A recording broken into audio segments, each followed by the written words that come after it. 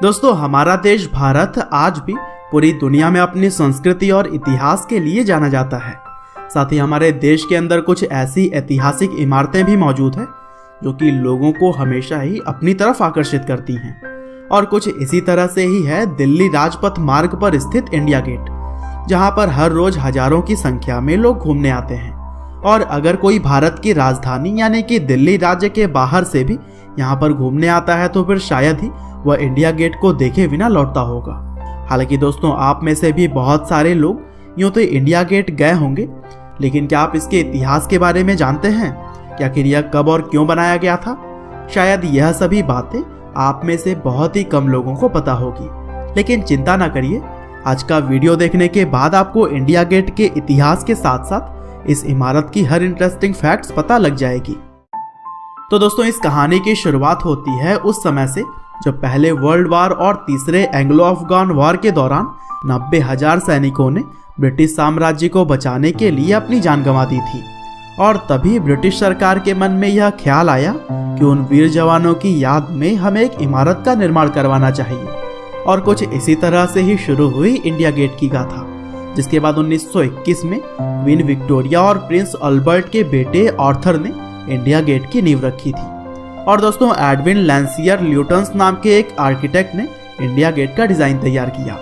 और फिर करीब 10 सालों तक काम चलने के बाद से 1931 में इंडिया गेट तैयार हो सका।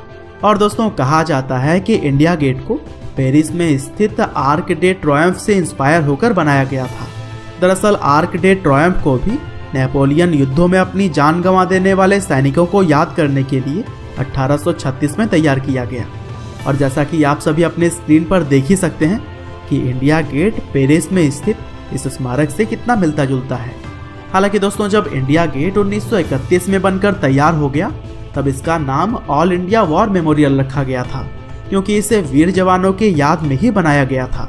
लेकिन आगे चलकर इसका नाम बदलकर इंडिया गेट कर दिया गया। और दोस्तों, इस स्मारक पर आज भी यूनाइटेड किंगडम के कुछ सैनिकों और अधिकारियों सहित 13,000 से भी ज्यादा वीर जवानों के नाम देखने को मिल जाते हैं। और दोस्तों, 42 मीटर ऊंची इस इमारत के निर्माण में लाल और पीले रेतीले पत्थर और ग्रेनाइट का उपयोग किया गया है। और यह आज भी दुनिया के सबसे बड़े युद्ध स्मारकों में से एक है।